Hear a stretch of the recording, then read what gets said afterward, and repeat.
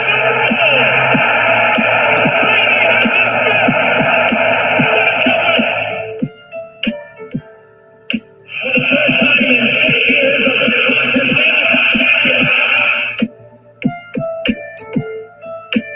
Sox fans have long been hearing the Boston Red Sox are world champions. This is going to get to the point. The Cubs. Stays. It's the play. It's over. And the Cubs have finally won it all. 8-7-10. Woo! Welcome to the best sports podcast on the planet. This is Triple Shot Sports on the All Access Sports Network. I'm your host, Brandon Combs. What a wild, wild day of football, man. I tell you what, the Dallas Cowboys, they were going to complete another comeback. The Cleveland Browns looked really, really good today until the Dallas Cowboys started coming back, but they did hold on to it. Justin Herbert looked really good. The Colts defense looks really good, but the Bears, I mean, it dropped pass after pass after pass, but we'll get into all that. Welcome to the show again. We are joined again by Jay. Jay, how we doing today, bud? What's going on, Combs? How you doing, man? Hey, man, it was a wild day. I know you and I have been talking a little bit about football as the day went on, but man, Justin Herbert looks good, man. He does. He was really impressive today, I thought. Marching the Chargers up and down the field. For a minute there, I really thought that the Chargers were about to pull that off. I mean, they looked really, really good till about the half, and then they kind of sputtered out from that point. But, I mean, Justin Herbert looks like he's going to be the real deal, and I don't even know if Tyrod Taylor is going to get a spot back when he comes back from that punctured lung, to tell you the honest truth. Yeah, I wouldn't. I mean, unless Tyrod Taylor, you are certain, gets you into the playoffs and brings you out of this 1-3 start, you have to stick with Herbert. I mean, you can't go back to Tyrod Taylor after that. I don't think you can either. I mean, I think you have to stay with the kid at this point. I mean, especially since the Chargers don't look like they're going to go too deep anyways. And if that's the thinking from the Los Angeles organization, then you have to think that, they're going to have to stick with the kid, Yeah, absolutely. So that happened. I really thought that the Cowboys were coming back. I thought they were going to finish that off against Cleveland. And Cleveland just somehow Odell Beckham, he was about to lose 10 yards and then runs the ball into the end zone, and then they block the extra point and then recover it in the end zone for 2. It was a crazy day out there in Dallas. Right. I thought Dallas was about to complete that comeback, and I was sitting there intently watching, and once again they just duffed it, because they were, like I said, they were charging back. They were down by 3, and then that blunder occurred, and then from there they just really didn't have the momentum anymore, and they couldn't carry it. Yeah, absolutely. All right, so guys, we always start the show off with Shop Talk. This is your segment. We want to know what you guys want to talk about. I know there's a lot of stuff going on in the NFL, a lot of conversations we were having, especially me over the weekend about the NFL. As Alan chimes in with "Go Cardinals," of course. All right, so there are lots of things going on in the NFL, but the one thing that I keep hearing, and it's driving me nuts, and look, we've said it on the show before. Anybody who knows me knows this. I'm a Marine. You're a Marine. But a lot of people are talking about boycotting the NFL because of this protests that they're doing, whether they're kneeling before the anthem or the messages on the back of the helmets, or the wordings in the back of the end zones and all of that stuff. And to me, it's a bit hypocritical. Like, I get the whole look. I will never kneel during the national anthem. It's not what I do. So I don't agree with their method of how they're trying to get their point across with the kneeling, but I understand what they're doing. And just as much as we fought for our rights and our freedoms to stand for the national anthem, we also fought for their freedom to protest. And to me, you can't sit there and say because they're kneeling, because they're having a voice, because they're protesting, you're not going to watch, because you watched while they were all getting arrested, while they were all, abusing drugs. You watched after Ray Rice beat the crap out of that chick in the elevator. You watched after you had countless, guys go to jail and get convicted of spousal abuse and all this other stuff. You watched after Aaron Hernandez committed multiple murders. You watched after you had Ray Lewis, who got away with murder. And you watched after all that, but now you draw the moral compass at a protest. I just don't understand. So I get into the arguments and I get into the fights. And look, I understand you don't have to agree with somebody's method or even agree with somebody's message, but you do have to respect their right to protest. Yeah, and I believe, the same thing. And just like you said, coming from 2 service members, I'm a combat veteran. I served in Iraq, did 2 tours myself. I mean, you got to give them their right to protest. I personally don't agree with kneeling. I mean, that's not the way I would go about it. But then again, you have to also think this is not about the flag. This is not about the flag. This is not about the military.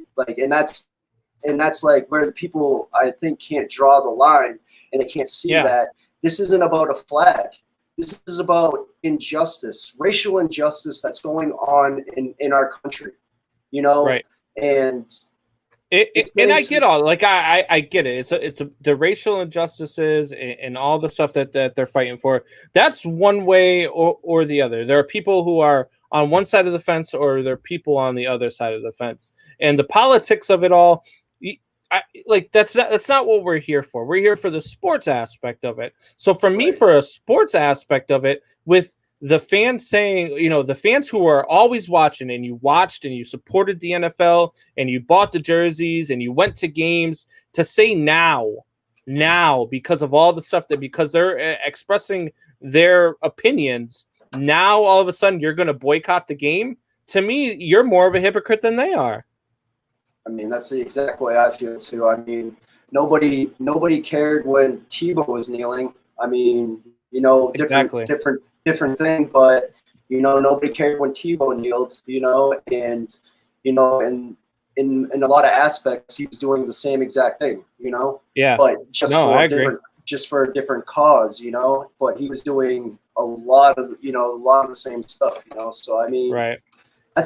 I think people like to pick and choose their battles. I think they like to, make it when it's, when it's something they don't support, they like to make it about that, And I think that's where it comes down to, just the indifferences. But like I said, being a combat veteran, like, you're going to take freedom of speech away. You're going to take the right to protest away just because you don't like the way that they're doing it. I mean, that's just not the way it goes. You don't get to pick and choose. I agree, and that's why I just think it's dumb. I had the argument this weekend, and it gets blown up because, to me, I respect everybody for who they are and for what they do. It bears, as long as you're not hurting me or my family, like, do whatever you got to do. If you break the law, you break the law, and the law will handle it. And if they don't, then you're going to break the law again. That's just how it goes. But I'm not going to sit there and judge somebody because they have certain opinions or certain views. I don't judge my friends for their political views, even though my political views aren't the same. I don't judge you for your religious views, even though my religious views aren't the same. It's just not. It's not who I am. It's not what I do. And to sit there and try to do that, or try to make that argument, or to try to push on other people that, hey, I'm not watching the NFL because of this. Well, okay, cool. So you're not cool with them protesting for something that is certainly going on in the country, but you're cool with it when they're beating their wives and they're abusing drugs and they're doing all this other stuff that is far more egregious than the thing that you're protesting right now. Mm-hmm. So, all right. So let's get here. Joshua Stevie says, ha, ha, ha, how about the Bears? Look, the Bears went and laid an egg, but Joshua Stevie, you're a Minnesota Vikings fan. And they got their first win of the season this year. And look, I mean, great, good for them. Bears are 3-1. You guys are 1-3. How's it looking up at us in the division? Just wondering. Strikeout Beer says, "What's up, Strikeout Beer? What's going on?" Is this still a thing? Yes, it's still a thing. Unfortunately, they gave Ray a gold jacket. Yeah, exactly. You give Ray Lewis a gold jacket. That's another problem I have is that you have Ray Lewis out there protesting and taking a knee and saying, "Oh, we can't have this. We have injustices. They're taking young black lives." Ray Lewis, you took young black lives too. Like, what? Why? How am I going to listen to you, man? You had one in the trunk of your car. Like, I mean, what voice are you? I feel like people can do what they want as long as it's not impacting someone else's. Absolutely. I'm with you, Strikeout Beer. Rapid Dave, our guy, Rapid Dave and Alan over there at Strikeout Beer, they do a tremendous job. So check them guys out. You can check them out on Facebook, YouTube, all that good stuff. Strikeout Beer is the name of the show. Tremendous job, tremendous show. I love what those guys do over there. And you also check out Rapid Dave when he streams, his Rapid Dave podcast, doing all the Fortnite stuff, and then Part-Time Nerd with Alan. Great shows, good stuff over there. But we don't talk about that. Yeah, exactly. We don't talk about that. We don't talk about that when you have a guy who is, protesting murder and he wants to be the voice for all these people, and yet he was the one committing the crimes. So I don't know. I don't get it, but it is what it is. Allegedly. So, allegedly. I got you. Just, I mean, him and O.J. Simpson, both allegedly. So, all right. So we went through a whole, Sunday of football, had some good stuff go on. I took down Professor Leonard this week, 2-1. Freaking Cowboys, man. I could have swept it. I almost called the sweep. But the Cowboys laid an egg versus the Browns, and the Cowboys looked awful for the first 3 quarters. And then they came alive, and then the Browns ultimately were finally able to put them away. Well, I mean, isn't that the stereotypical Cowboys though? They're gonna give you a good game, but in the end, they just end up laying the egg. Yeah. Oh yeah, absolutely. Michael Buckheister, did the Bears win? Asking for a friend. Ha ha ha. Look, nope, the Bears lost. Bears lost to the Colts. You want me to say it? How many times do you want me to say it? They lost to the Colts. We had 110 drop freaking passes today. They couldn't do nothing. That Colts defense is really, really good. And both defenses played well. I mean, we held the Colts to 19 points. It's not like they went out there and absolutely destroyed the Bears. They just look, you've got to work on some things. You got to get your receivers to catch passes. If your receivers are dropping passes that are hitting them in the chest, there's a problem there. That defense is better than advertised as well. I mean, I know they got maybe not so many named players on that team, but the defense is really put together over there well. And, Frank Reich's doing a good job over there right now with the Indianapolis Colts right now. Yeah. Yeah. You said the Colts suck. Look, before the season, I did say the Colts suck. And you know what? I'm still not sold on the Colts. I'm not sold on the Colts. I'm not sold on their offense. That offense was not very good today. You're talking to me. I watched Phillip Rivers. Look, I'm telling you right now, when I was watching Phillip Rivers play, I thought we traded Mitch Trubisky to the Colts before the game. Even his completed passes were overthrown and underthrown. They are not going to be very good. Did they win today? Yes, they did. They're 2-2 now, I believe.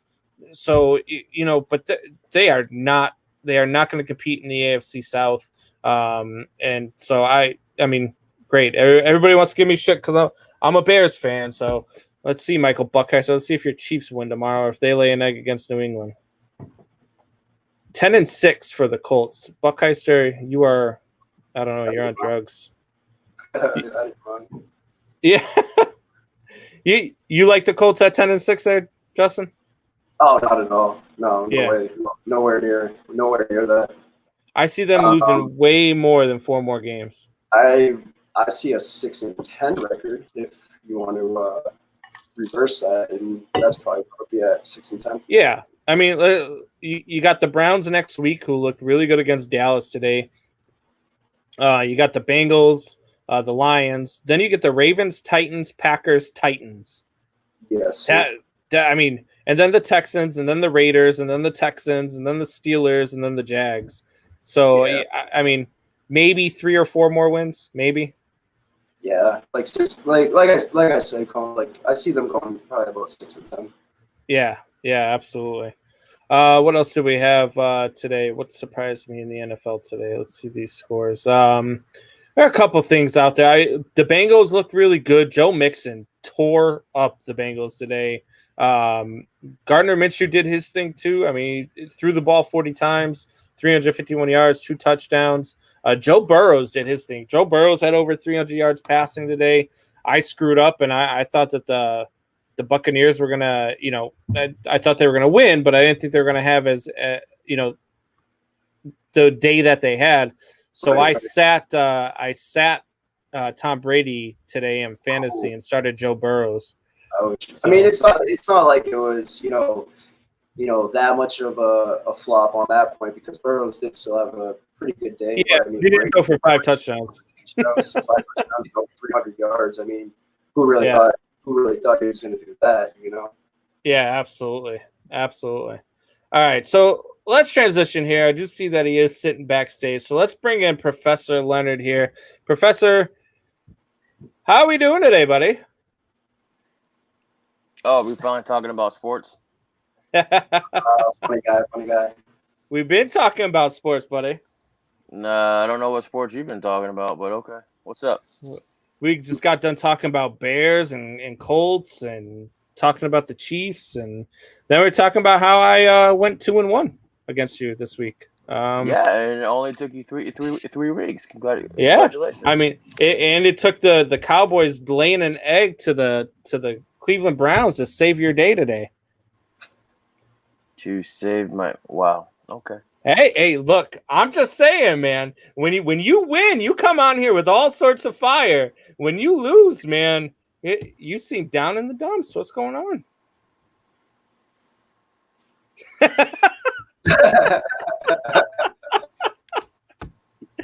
All right. So we went Bills versus Raiders. I took the Bills -3. And the Bills look, the Raiders gave it a run for a little bit, and then Josh Allen did his thing and just took over the game. They ultimately won 30-23. Then we did Cowboys versus Cleveland. We already talked about how that game turned out. Cleveland was owning. I mean, they dominated that game up to the fourth quarter. And then the Cowboys come up with 24 points in the fourth quarter. Did you at any point think that the Cowboys were coming back to win that and you were going to lose that game too, Professor? No. You didn't feel like that in the fourth quarter when they had scored 24 points and then the Cleveland Browns went 3 and out? Oh man. I feel like you're not being honest with me, Professor. No, it's the Dallas Cowboys. It's when they get behind, they try to force the ball. When they force the ball, that's when they mess up the most. So no, didn't have any worries about it. I told you when we made the picks that for some reason Dallas plays like Dallas, and they get the extra special magic for it, and something always happens that either favors the Cowboys or hurts the Cowboys, and it always happens in the fourth quarter. And here comes a Denzel Ward coming through the middle and just picked off. So not really surprised. And if they would have, I'm sorry. Hang on. Hey guys, how's everybody doing? Oh my God, it's such a great night to be here. It is so much fun. Oh my God. Cowboys defense forgot they had a game today. No, if I had to give a word for the whole day, and it's not the games that we picked, but just for the whole day, there were turnovers. Do you know how many turnovers were given across the board today? I mean, there was a lot of look turnovers. At the Raiders game. Let's not just look at the Cowboys game, right? But even the Bucks game. I mean, just go look at it. I mean, when I tell you that there's a small margin for error, right? That's that margin for error. And there was way too many turnovers, and that's the type of data that you just cannot calculate. I hope I'm saying this with enough energy. Okay, so I'm being excited. Strike out beer that says there you go. Yeah, I'm so happy that they're happy right now. So, but you know you're 5 for 5 or Yeah, that you're 5 for 5 with your other picks right now. Just saying. Yeah. So you went 50%. So you would have got your money back this week so far. Yeah, I would have broke even. Would have broke Yeah. even. All right. So then the other game we did was Vikings versus Houston. I had the Vikings +4. Vikings won that game outright, so I didn't even need the 4 points. I was surprised the Vikings won that game outright. I didn't think they were going to win that game outright. Especially having to deal with shutting down team facilities until Thursday, only getting in 1 day of practice and doing the things that they did. But hey, this Vikings team is really good, and even though they are 1-3, they are a team that a lot of people were picking in the NFC North. They're a team that a lot of people were picking as the darling in the NFC. So to see them come out and do what they did, it really didn't surprise me too much. Who covers tonight? Also over under. Woo! That's Hang a on. tough one in this Eagles, man. I'd stay away from this game on the.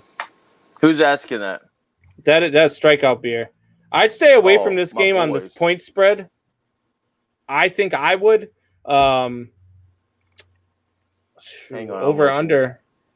What Over is it? under. 'Cause I can't pull it up. What was the Hold over on, under and what was the? I'm bringing it up. I'm bringing it up right now.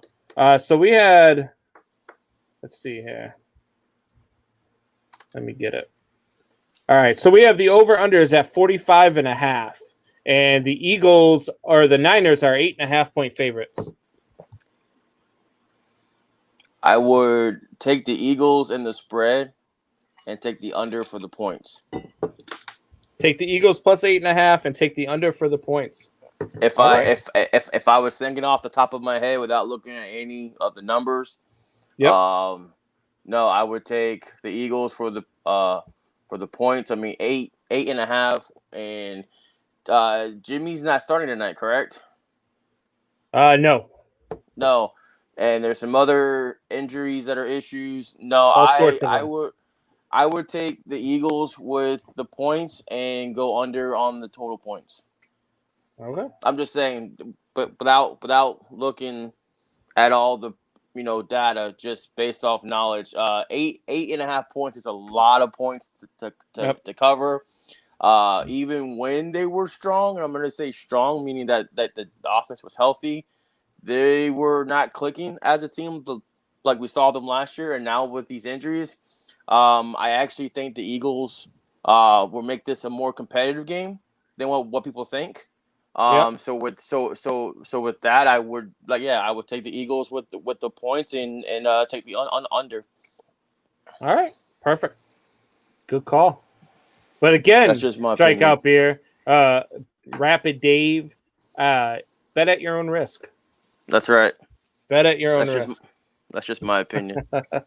All right. But so how'd you do today in your spread picks? How about that crazy pick of the week too, Professor? Yeah, hey, I thought. Listen. I thought it that was good after the first quarter.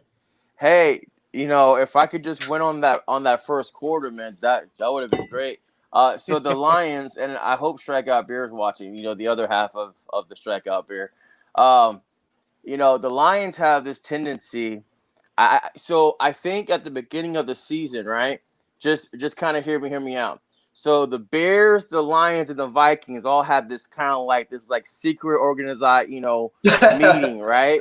And all three of them said, "Okay, listen, we're gonna play good just enough. We're just gonna play good just enough so that we don't lose our fan bases." So and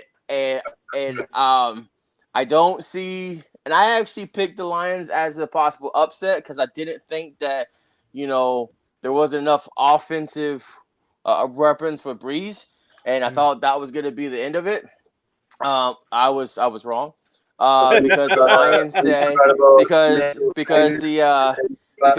Lions because the Lions got a 14 up, and they said, okay, cool. So now we can just just relax, and you literally saw that defense go from being aggressive, right, to instead of putting any type of pressure on Breeze, that pressure just by the second quarter was just gone, and you just saw Breeze just picking him off and why he's a first ballot Hall of Famer.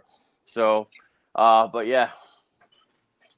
Yeah, it was when I first saw the score and I saw they were up 14, I said, "You gotta fucking be kidding me! He's gonna be right again." I was like, "This is gonna happen again." And then, I mean, look, I thought the same thing. So I have Breeze, I have Michael Thomas, and I have Jared Cook on my fantasy team. And I saw Jared Cook and Michael Thomas were out, and I was like, "Damn, that's gonna be tough. They're not gonna score a whole lot of points today. Detroit actually might have a chance." But they did their thing. The Saints showed why they are still a top team in the NFC, why they're still going to battle it out in the South. Who, the Saints? Yes. Yeah. But to me, in my opinion, the NFC North is already locked up. I don't see anybody giving Packers any type of a threat. If I had to look at the wild card, I don't even put any of the other three teams in the wild card talk for the locked up. They're only a half game up on the Bears. Yeah. Okay, I'm sorry. Let's watch one more week of the Bears. Just show us all why they are the Bears, and then we can have this conversation again. Oh my God. Freaking Professor Leonard. It's always a pleasure, sir. How'd you do in your picks this week? So there's only been talk about all the changes and movings of times and the game times, and it's been a crazy weekend. So there was 10 games total play so far, right? There was 10 games total play for. I am 6-4 right now. Okay. So perfect. I am 6-4, and then I think I do have the Eagles tonight with a spread. I think that's why I answered as quickly as I did. I did stay away. I did stay away from. I did stay away from the Pats and Chiefs game at first, and now that Cam is out, I might jump back into it now. But yeah, no. 11 and a half right now is the spread. The Chiefs are favored by 11 and a half. I think that is almost with Camo that they probably do it too. And now they're talking about Hoyer starting and not Stidham. Oh, hang on, let me make a phone call, because if that information is true, I need to go make a phone call. That's all I gotta say about that. That's what I heard earlier today as well.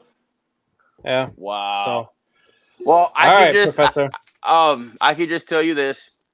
We're in week 4 now, right? And I can tell you that some of the perceptions that we had about certain teams are becoming relevant, and some teams are starting to show that you might have started off strong, but your true team level, as being able to click with each other is starting to fall apart. And I can tell you that there's one game next week that, believe it or not, I'm actually looking forward to. And people laugh at me, and it's fine. I'm getting used to that. I'm actually excited about the Rams versus the Redskins next week. That game to me just seems like there's enough there that it's going to be a very interesting game, and that's already one of my games that I'm already looking into. Well, Washington football team. We don't want to offend anybody out there. Did I say? Did I say you that? said the Washington not Redskins anymore, or we call them the Bobs on this show, bottom of the barrels. And if anybody wants to have an argument with that, I suggest them to go watch the beginning of the show and watch the conversation that occurred. And yeah, exactly. Hey, aren't you a Bears fan? Am I a Bear? What kind of stupid question? I'm wearing a Bears jersey.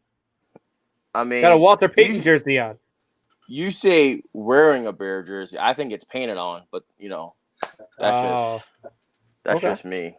Is that a fat joke? Huh? You saying this looks tight on me? It's just my muscles. Washington football team, aka the Joe Bucks. Hey! We should give Joe Buck just a little bit of credit. You know, he's I don't going give into Joe the Buck any credit. Hall of Fame this year. You know. No, he's garbage. Absolute garbage. I'm trying to find something and I can't find it.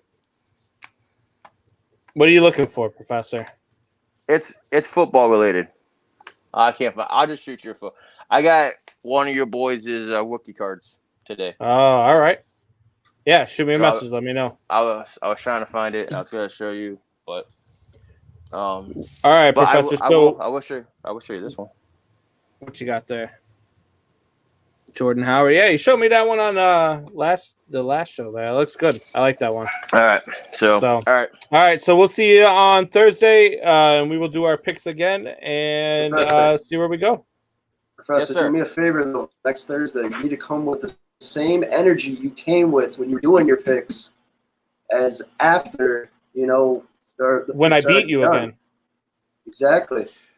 Cool. So the reason why I'm still excited, right, is because I'm still a game up. So yeah, I hear you. You are. No. Till next week. Today was a long day, as you can already hear my voice. We need that energy. All right, bud. Have a good night. Have a good night, Professor. Later, Professor. All right, man. So that's Professor Leonard, Tony the Pool, Mitch. Look, I'm not going back on that. Look, I don't care if the Bears lose every game for the rest of the season. I don't want to see Mitch Trubisky back underneath center. You just don't. It's not going to help the team at all. I think the move to Foles is the right move. And I was just saying this today. Foles, and it just like dawned on me when I was watching the game earlier today. I was thinking to myself, Foles, if he's your outright starter, then I guess you have a problem. Yeah. But if he's coming in to save your season, he's going to be the savior. And I feel like Foles is a good quarterback. But when he's just under center starting the game for you, I don't believe that he's that guy. But he will come in and win you some games, and even win you a Super Bowl and be an MVP. He hit some nice passes today that just got dropped. It's not like he's a bum or anything, but it's just when he actually starts the game, I just don't know what happens to him. It's like he loses his superpowers or something. That's why weird. This past offseason, for the life of me, I couldn't understand where Bears front office can sit there and blatantly say that they did everything they could to put the Bears in the best position to win. When you had Teddy Bridgewater, you had Tom Brady, you had Phillip Rivers, you had Cam Newton, and you had all these guys that were out there, and you went out and got Nick Foles before half of them were even signed. Like, you didn't even give this a thought. Like, you went out there and you were just like, all right, who can we bring in here that's not definitively going to take this job from Mitch so that we can give Mitch every opportunity to fail? And that's what they did. Exactly. And they just gave him someone. I feel like they brought someone in that would have pushed him enough where he would have stepped up his game, but not so much that he could come and just outright take the job from him. Yeah, and absolutely. I feel like that's what the Bears did. Because I don't think they want to go away from Trubisky just yet, because they just picked him up a couple years ago. He was in the same draft as Mahomes. You got to remember that. I do. I hate to bring that up. I'm just saying he's in the same draft as Mahomes. So he's in year 3 or 4 or whatever it may be. And I don't think that the Bears want to give up on him quite yet. But I mean, they might have to. They might just have to. And if Foles is already taken the spot 3-4 games in, then I mean, you might even have to look into rebuilding. Yeah. Again. Hey Jay, your camera and your mic's breaking up, buddy.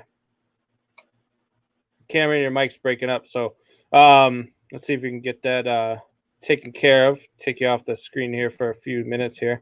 But yeah, no, look, Mitch Trubisky was a guy that they went out and for whatever reason they fell in love with. I don't care if it was the interview, if they felt like he was just, going to be the guy that he's just not. Or maybe he was just a good salesman and he just sold himself. But I don't understand what they saw in him to take him and say, you know what, not Deshaun Watson, not Patrick Mahomes, but Mitch Trubisky. And I just don't I don't understand that. So because Mitch is the man, says Tony DePool. Brandon Jr. chimes in and says Cowboys playing the Big D, but the way they play today, I think the Big D up there. But Junior, come on, buddy. All right. So I mean you're not very wrong. It's kind of funny actually. I can't be too mad at you for it. But look, the Cowboys, the way that they played today was I didn't see that coming. Not against Cleveland.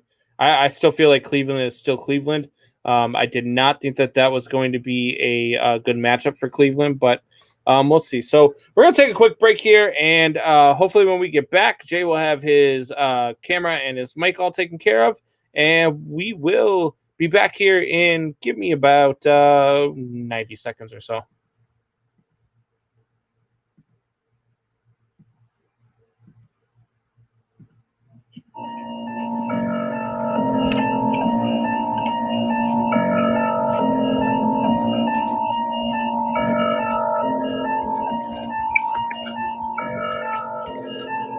Open up my emotions just to make me a pussy. Tell the trolls keep trolling. Bet your ass won't push me. All you ass do is push keys. You exciting my demons. Even demons scared of me. Only fight when I'm sleeping. Power in my breathing. Got no rhyme and no reason. That's the reason I rhyme. Niggas finding my season. Y'all eating. I'm just tired of me starving. Actually, I'm being honest. I'm just tired of being complex. I'm a rip a new hole in your whole operation. I run out of patience and run out of pages. To write that I run out of pages. I jump on the mic and go nuts on the stages. So fucking amazing and nothing amazes you motherfuckers anymore. Cause my cadence is never stay the same. Don't ever say my name. The hell out my way. Got the devil in my head. The devil's in my brain. Like whoa, whoa, whoa, whoa, whoa. No, no, no, no, no, no. Not gonna slow the flow down so you supposed to know what I'm saying. Until you replay the shit over and over. I'm only admitted and already said more than you say in one of your albums. Wow, standing in the ring and ready to get it and let me know who want a problem. Holla, I ain't never read a fuck what you thought. I'm more battles than you ever fought nowadays. 269 and then tell when they get caught. I'm sticking to the code. Jump before the sun, signal with the flow. Only getting hot, about to hit the road. Trying to make these dollars. Getting book mode. Fuck everybody. It's my All right, so we are back. Looks like we got Jay back here. How's it going, bud? Just lost me for a second there, huh? Yeah. No, you're good. You're good. I think the professor worked his little voodoo magic on us or something. he Didn't came bring in, that energy. No, he was not a happy camper today. Said he had a long day, so we'll give him the benefit of the doubt here. All right, so let's go through it here. So the Saints versus Lions. Lions jumped out 14-0 lead. When they jumped out that 14-0 lead, I saw the score and I'm like, oh my God, what's going on with New Orleans? Are they really going to start out at 1-3?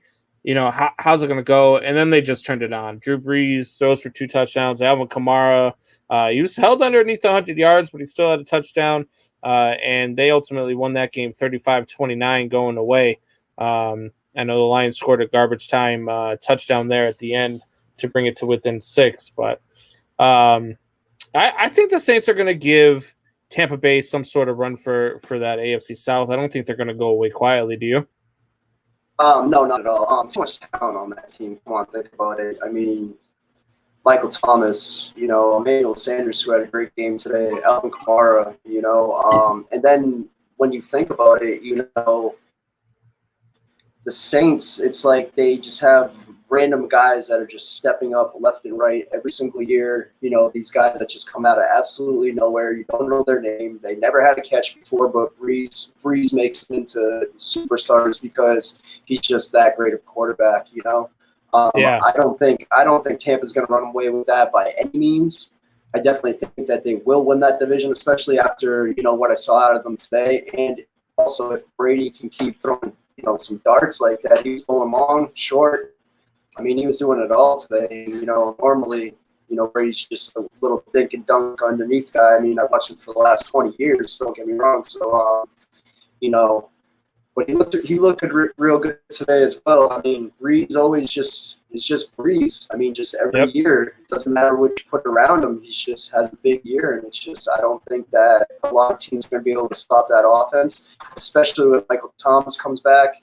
I mean, they'll still be good, and like I said, I don't think that they're gonna run away with it by any means. Meaning Tampa. Yeah, absolutely. So then we had Seahawks and Dolphins. Seahawks, 31-23 win this game. Fitzpatrick looked like he was going to try to bring them back. At one point, it was 16 to I think it was 17 to 15 or something crazy like that. Yep. And then the Seahawks just opened it back up real quick there in the fourth quarter.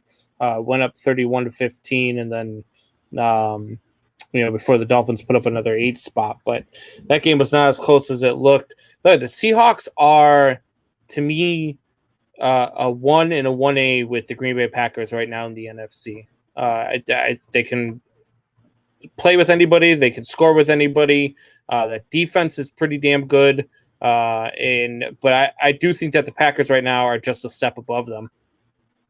I think that, when you see that, they play these AFC East teams, and I think they have a lot of trouble against them, especially Belichick-led teams. For instance, last week, they played New England, had a tough time against them. This week they play Miami. You got what's his name down there, disciple of Bill Belichick, runs pretty much the same defense. All kinds of stuff like that. So, I think they just have a little bit of trouble with these AFC East teams. I also want to see how they do against Buffalo, and that I kind of think that'll be the determining factor for me. Anybody can beat the Jets, so but I think it's just something with the AFC East, and they always kind of go down to the wire with them. But I mean, like you said, it wasn't a blow up by any means, and when you look at the game, the points on the game compared to the way it was played, I mean, it was just a whole different story, Yeah, no, absolutely. I think that the Seahawks are one of those teams who week in and week out are going to be the favorite to win their ball game. And so I'm interested to see how it plays out there in the NFC. Then we already talked about Bucks and Chargers. The Ravens went into Washington and did what we expected them to do to Washington, and they just beat the crap out of them. Lamar Jackson had a crazy 52-yard run. Did you see that run? Yeah, that run was crazy. Yeah, crazy run. That guy is. Yeah, he broke 2 tackles. He jumped through another couple of guys. He just he was unreal. No, with Lamar Jackson is too is when he got drafted, everybody all he thought he was going to be was a running back, and I mean, here he is showing and proving to everybody that he also has a cannon for an arm too, because he made a lot of throws today that surprised me, and I didn't really think that he could make as well. But I mean, he's proven to be more than what everybody thought he was going to be, and he might be the next after Mahomes to actually get a title. Yeah. AJ, we're losing you here again, buddy. Let's see what we got. All right, so the Ravens looked really, really good, and Lamar Jackson looked really, really good.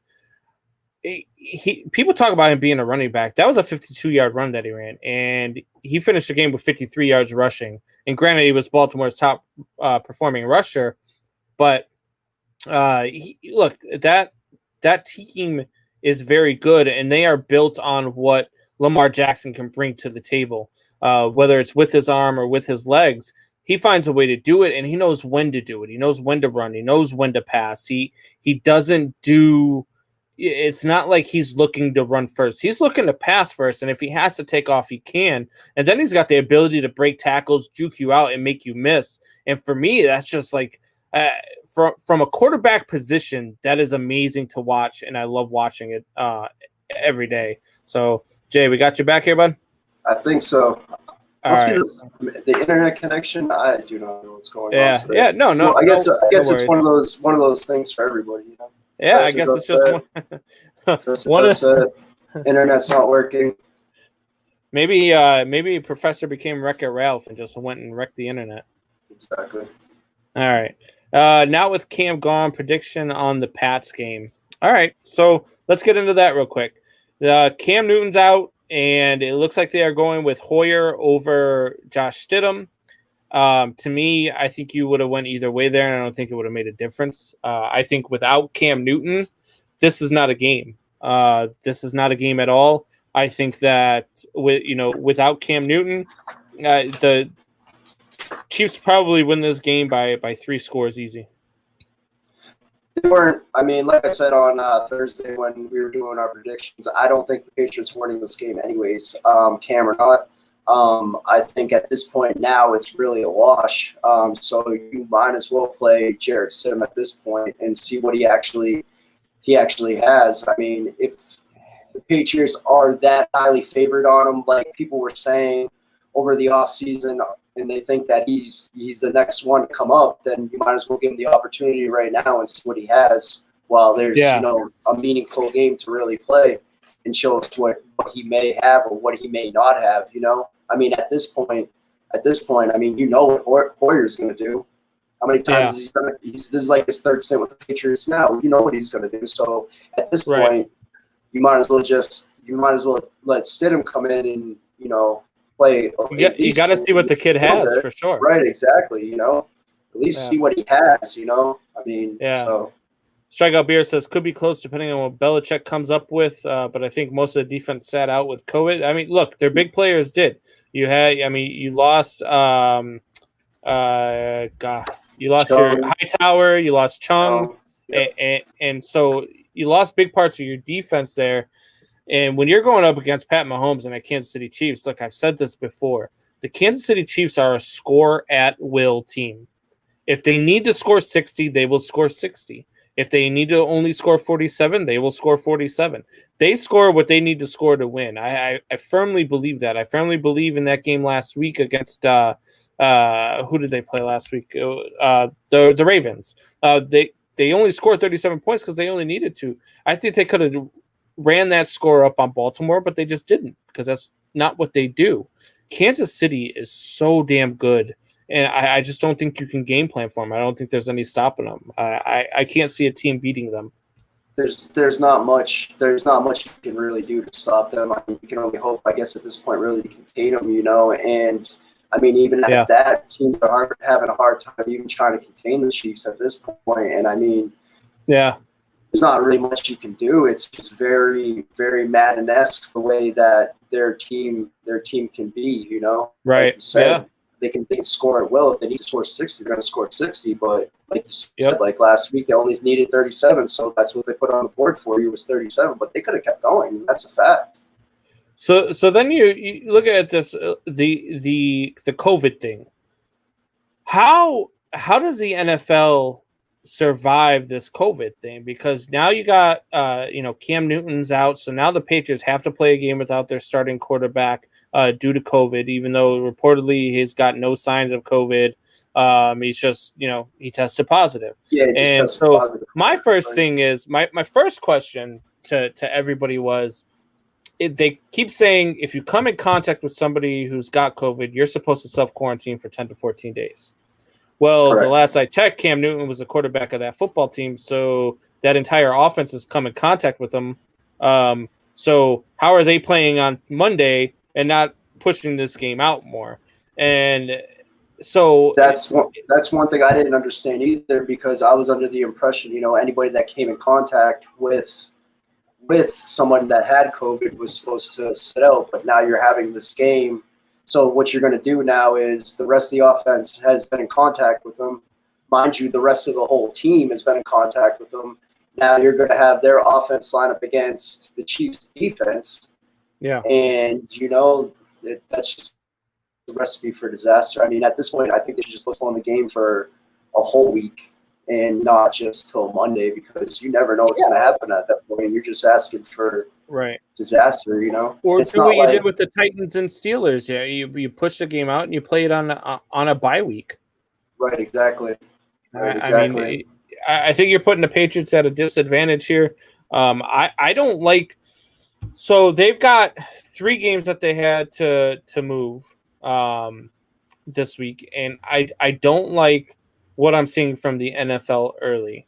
You know, I know it's different because they only play once a week, and you can't ask a team to play 2 games a week, and you've got to figure stuff out, and you've got the Super Bowl set, and you've got the site set, and all this stuff is planned out.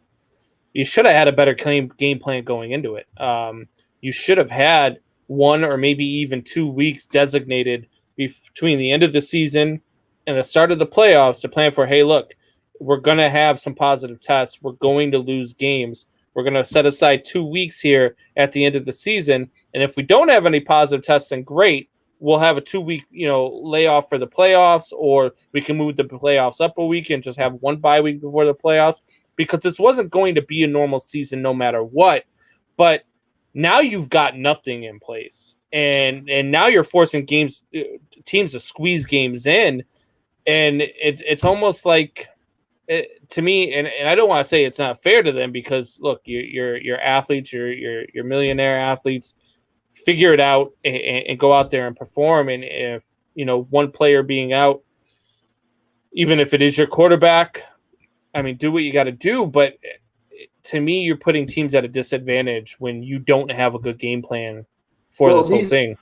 Well, these are all stipulations too that are out of the player's control. I mean, they can't, help COVID and all this other things. So, I mean, it's not really their fault at the end of the day as well. So, I mean, like you say, players are going to play, or they have to play. But I mean, yeah, when it comes down to it, these are like, this is unprecedented territory, unprecedented times. Like, we've never dealt with this. What I think should have happened is they shouldn't schedule a time for the playoffs. They shouldn't schedule a time for the Super Bowl, and then if they have to play those extra couple weeks while people are sitting back, maybe like a week or 2 or whatever it may be, then that's probably how they're going to have to do it, because that's the only thing that really makes sense at this point. Yeah. So our guys here at the All Access Sports Network say KC will have 3 games in 10 days, and they say it's all about player safety. That doesn't sound too safe. Look, 3 games in 10 days is absolutely crazy. I did not notice that on the schedule. That is a brutal NFL schedule, and that, to me, that is a lack of the NFL preparing for something that was, to me, if you ask me, it was inevitable. You saw it with Major League Baseball. If you're going to play and travel, you saw that it happened, even though you took precautions. Did MLB corral it? Yes, absolutely, but it still happened. They still had those issues, but they were able to figure it out and move past it because they had a plan. You guys don't have a plan. There's nothing there. There's just not. It's like, all right. And when this first happened, they said, all right, so they're gonna cancel they were gonna postpone the Patriots and the Chiefs. They may play Monday. They may play Tuesday. We don't know yet. Right. What kind of crap is that? I mean, and like you said, they should have just done the same exact thing that they did with the Titans-Steelers game. Just move it. I mean, move it to a bye week. If their bye weeks don't fall, that's probably what it honestly really is. The Chiefs and the Patriots don't fall in the same bye week like maybe the Texans and the Titans and the Steelers did. So that's probably what they're thinking. But at the end of the day, all you need to do is just move it out a week, and then another team has a bye week. And I know that stinks at the end of the season because teams have momentum and they have all this going for them at the end of the year. But that's the most logical way to do it. Besides, let's just have them go out there and play. And like the network was saying, it's supposed to be all player safety. It's supposed to be all player safety, but you're putting 2 teams at risk just having them play tomorrow. Yeah. And never mind you playing three games in 10 days. Yeah, which is even more absurd. 3 games in 10 days is crazy. I mean, and we saw it in baseball. We did see an absurd schedule in the baseball because of COVID. I mean, we talked about the last episode where the Cardinals had to play 29 games in 24 days to end their season to get back from the COVID thing. Of course, the Cardinals kind of brought it on themselves. I didn't really feel too bad for them because they caught it after going to the club after a game and all that other good stuff. So that's their fault at that point. But yeah, I think the NFL has to have a better plan How does one day really help? Yeah, exactly. That's my whole point. One day, if you pushed it back one day, you should have just played today. I mean, you're telling me that, oh, well, there's no more positive COVID tests and stuff, when the whole thing and the whole reason, and look, I'm not a big believer in the whole COVID thing. I don't think it's as bad as people say that it is. I feel like the numbers are completely skewed and all that other stuff, but that's a different story. If you're going to say it's about the safety, then what they're telling us is that if you come in contact with someone with COVID, you have to quarantine for 10 to 14 days, because this stuff you may test negative now, but 4 days from now, you may test positive. Right. You could be asymptomatic right now, but in, like you just said, in 4 or 5 days, you could test positive for it. And you're walking around, you still have it. It just hasn't, your test just hasn't come up positive yet. And for the NFL, this is it's completely about money. It's completely about money. There's no way that it's not about money. All Access, see here. All Access Sports Network says Monday night and KC will draw a huge crowd. Period. Exactly. It's Monday night and they will draw a huge crowd. Isn't KC actually one of the teams that are letting their fans in the stadium as well? Yeah. Yep. So yeah, it's definitely. I mean, to me, it sounds like a money grab, and that's basically what it is at this point, because if you really care about the player's safety that much, you wouldn't have them play that game tomorrow. If you really cared about the player's safety that much, you wouldn't have KC play 10 days. You just wouldn't do it. And besides them playing 3 games physically in 10 days, this is when all these dudes end up testing positive, you're not going to have a season. Yeah. He says key thing here is Cam was the only positive test, aka maybe a false positive. But that is a key thing. But even like I said, he had a positive test. So if you're only pushing it back one day, you could have played today. There was no reason to push it back to Sunday. If you're going to make them play with Cam anyway, and you don't want to give them the opportunity to play this on a level playing field where you've got everything under control, then why did they wait a day? So I don't know. I don't get it. So we're gonna take another quick break here, and then when we come back, we will be talking about the NLDS and the ALDS. They are set to play starting tomorrow. We'll get into that real quick, and then some NBA, and we will get into some more football here. Hold with us here. Give us about another 30 seconds.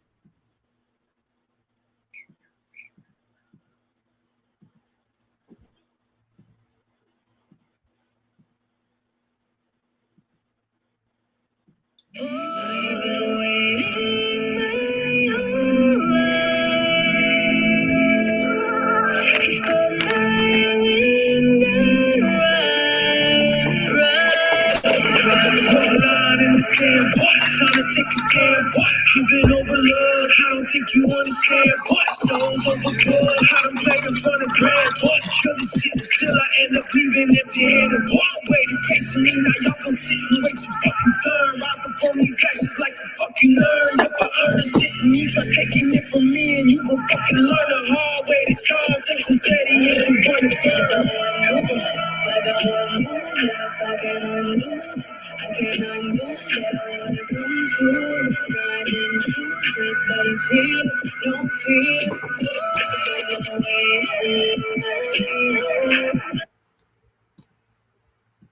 All right.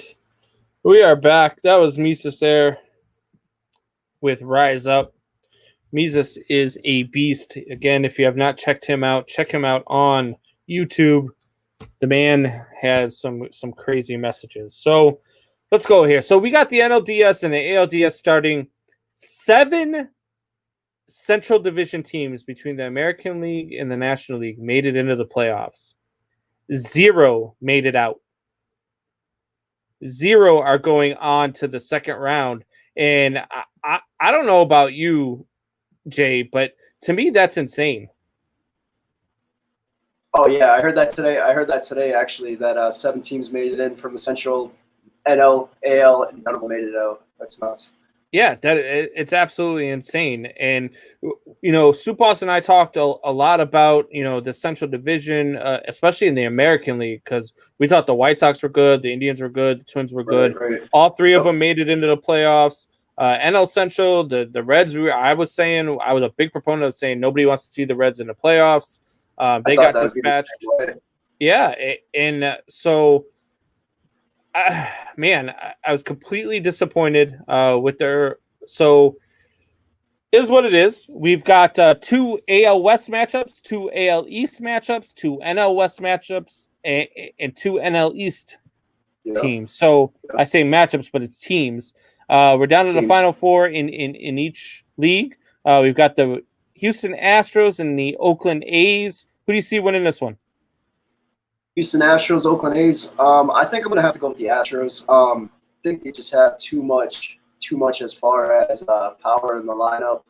I mean, Oakland reminds me every single year of like the best farm team that there is. You know, like the best AAA team that there is. But they never have any stars. They can put runs on the board, but it's like very melodic how they do it. Like, you know, it's just like that money ball mentality. You know, it's just and they are the darlings. I mean, they had a really good start to the season. They were the first team to win 30 games. I picked them to get beat by the White Sox, and they came out and they proved me wrong. They took out the White Sox in 3 games.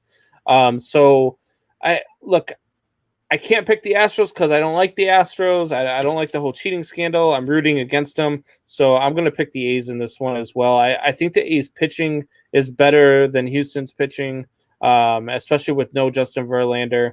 And I feel that will win them this series. And then the other series, we got the New York Yankees and the Tampa Bay Rays. The Tampa Bay Rays have owned the New York Yankees all season long. Oh, yeah. And they're New York's kryptonite for some reason. New York cannot beat Tampa for some reason.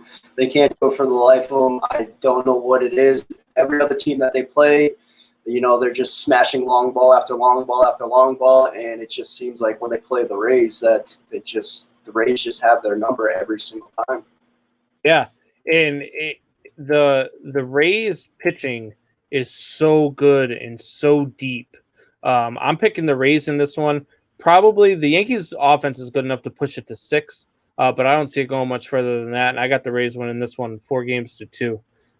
So then we go over to the National League, and we've got the San Diego Padres and the Los Angeles Dodgers. To me, this is going to be the decide who wins the National League. I don't think that the Atlanta Braves or the Miami Marlins are good enough to compete with the San Diego Padres or the Los Angeles Dodgers. Man, this one's a tough one. LA's been so good, but they always find a way to disappoint you in the playoffs. And I feel like that's what's going to happen here. I really like San Diego, and I feel like San Diego is going to come out on top in this one. Probably this one's definitely a 7-game series, though. San Diego is a very team to watch. They got the kid there, Tatis Jr. I like him a lot. I mean, I think they go as he goes. So I think if he has a great series, then, you know, everybody around him, such as Machado and all of them, will have a great series too. Pitching's decent. I like their pitching, and like you said, I think whoever comes out of this series is eventually going to take the NL and B in the World Series, because I just don't think the other side has it at all. And like you said, the Dodgers, they always find a way to disappoint you somehow, some way. Like they've been in the last 3 World Series, and each time they just drop the ball somehow. So I mean, they just always have this disappointing factor that they can always make it to the dance, but they just never get the girl, you know? Yeah. And that's so the other series here with Miami and Atlanta. Atlanta's another one that I feel like they're young and they always seem to find a way to not get over that hump. But the Miami Marlins are that team that is not going to go away. They're like a pesky bug. They're just not going to go away. They're like that pesky little brother that you have there. And this one's a tough one for me. I want to pick the Braves because of their talent. I want to pick them because they're young and they're scrappy. But their pitching is not very deep. The Miami Marlins have the edge in pitching, if you ask me. Their young arms are really, really good and really strong. Sixto Sanchez is absolutely filthy. I watched him pitch against the Cubs in Game 2, and he was absolutely filthy. Yeah, and he was dicing that game. That's a fact. So I think this is going to be my upset pick of this round. I think I'm going to go with the Marlins over the Braves here. And I think you might not be too far off there either, because I think that the Marlins might have a great chance of taking this as well. I mean, I do like Atlanta's pitching. Don't get me wrong. I feel like they got a great staff down there, but I mean, I do think the Marlins, they're going to find a way to finally, beat Big Brother somehow. Yeah. You guys should have gave Larry Warford the $7 million he wanted. Dollar bill, y'all.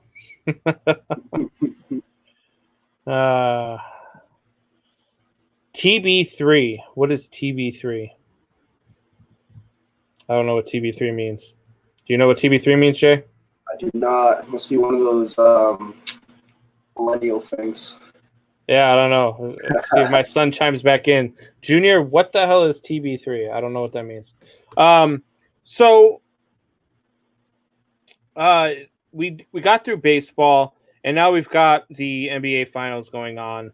The Miami Heat are in trouble. I mean, I can't pronounce his last name, Abadajo or whatever it is. He's out again.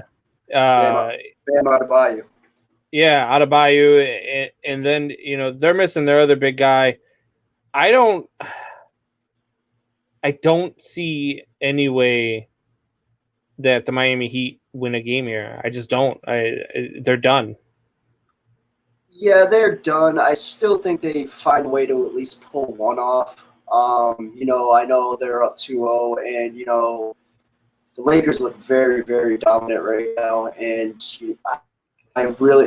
Miami's not coming back, and this might be a gentleman's sweep, it might be a gentleman's sweep, whatnot, but I just don't see it. I mean, where's the production coming from? I mean, like I said the other night, if Jimmy Butler's your one, I mean, I think you have a problem, with Adebayo and Dragic in there, they definitely had a chance with the few role players that they do have, Hero, Crowder, Duncan Robinson, you have them firing on all cylinders, and yeah, I think you have a chance. But I mean, with Adebayo being out and with Dragic being out, I think they don't have a chance. There's not enough scoring there. You just took away Dragic, who's scoring, averaging 20 points in the last series, and then Adebayo, who's averaging 27 in the last series, and then you took that away. Butler's only averaging 15, and then you had Duncan Robinson, who was averaging 13, and then Hero, who is averaging 20. But now you're asking these kids to do a lot more than they needed to do. So I just don't see it. I just don't see it. I still think Miami wins one, but yeah, I don't even think that they get that. But let's fast forward then. Let's fast forward to the offseason. Lakers are going to win the championship. We all know that. Right. Does Anthony Davis stay in Los Angeles? I think he does. Really? Honestly. I mean, where else would he want? He's gonna have his title. Yeah, right, he's gonna have his title. Does he go for the big contract and the biggest payday? Does he come back home to Chicago and try to match up with the head coach that the Bulls just hired and try to bring this franchise back to dominance? Does he go to form a big three somewhere else or something like that? I mean, I personally think that at the end of the year, Anthony Davis is going to stay where he's at. I mean, just the fact that, California, not the greatest place to live, but I mean, at least it's sunny every day. You don't have to worry about snow. You still got a decent team over there in LA that's going to still be good for another few years. LeBron still has, LeBron at 37 is still playing like LeBron. It doesn't look like he's slowing down anytime soon. And that duo already showing what they can do as a duo. Never mind going to form a big three somewhere else. And I mean, as long as LeBron's in the league, anybody who's on the other side of LeBron is going to have a chance to win a title, regardless of, I mean, who they really are. I mean, look at the teams LeBron's been on and brought to the finals. You remember some of those old Cavs teams that, you didn't know one person that was on it, and there were a bunch of bums. I mean, think about it. They had Anderson Varejao back in the day, and LeBron had him in title games. I mean, anywhere LeBron's going to be is going to be there's going to be a title as long as he has somebody else on the side of him that's halfway decent. I mean, the Lakers, no, absolutely. So I mean, I don't think AD goes anywhere. Honestly, when it's all said and done, I mean, now the fact that he just signed with Clutch Sports and has Rich Paul as his agent as well, I think is another indication that he's probably not going anywhere. He's probably staying in LA. So if LA doesn't have AD, are they as dominant as they are in these playoffs? No, not even close. I mean, you got to remember. I mean, if they don't have AD, then you got to remember the trade that they made for AD. So you bring Lonzo back, you bring Brandon Ingram back, and Ingram made a hell of a jump this year, but he's not anywhere close to the level that Anthony Davis is on. I mean, on any given night, you could say he's the best player in the world, right? And LeBron has actually taken a back seat to him if you really think about it. I mean, LeBron's been giving all the attention to AD. He's been diverting all the attention to AD. I mean, I think at this point, LeBron's won enough. He's solidified in basketball. I just said this the other day. He's sitting at the table with Jordan. Maybe they're not eating the same thing at this point. Maybe, LeBron's eating a cheeseburger and Jordan's eating filet, but they're still sitting at the same table. Yeah. And Heat are up by 14 right now in the third quarter. So see, and that's the one that I honestly think that they will honestly get. I mean, I might hop on FanDuel and put some money on the Lakers to come back and win this one. All right, so there's some other news outside of LA. We had Doc Rivers go and sign a deal with the 76ers. Do you think Doc Rivers does better with the Sixers than he did with the Clippers? Oh, that's a toss-up. I kind of feel like, the Sixers are kind of in the same spot that the Clippers are in.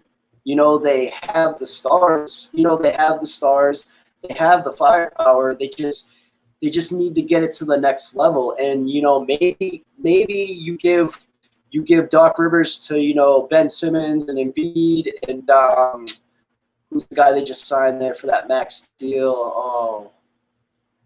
But, you give them a better coach, different offense, maybe.